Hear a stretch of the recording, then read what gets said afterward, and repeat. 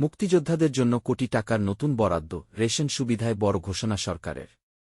বিস্তারিত দেখুন আজকের ভিডিওতে। রাষ্ট্রীয় সম্মানী ভাতাভোগী যুদ্ধাহত, খেতাবপ্রাপ্ত ও শহীদ বীর মুক্তিযোদ্ধা পরিবারের সদস্যদের জন্য নতুন আর্থিক বরাদ্দ দিয়েছে সরকার।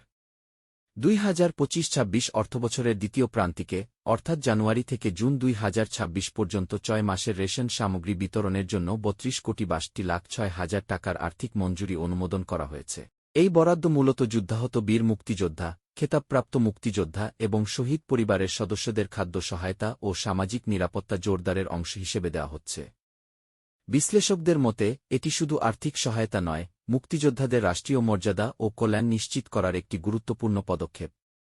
তবে প্রশ্ন উঠছে, এই বরাদ্দ কতটা স্বচ্ছভাবে বিতরণ হবে এবং প্রকৃত উপকারভোগীরা কত দ্রুত সুবিধা পাবেন। সরকার বলছে, রেশন বিতরণ কার্যক্রমে স্বচ্ছতা ও জবাবদিহিতা নিশ্চিত করতে সংশ্লিষ্ট কর্তৃপক্ষকে নির্দেশনা দেওয়া হয়েছে।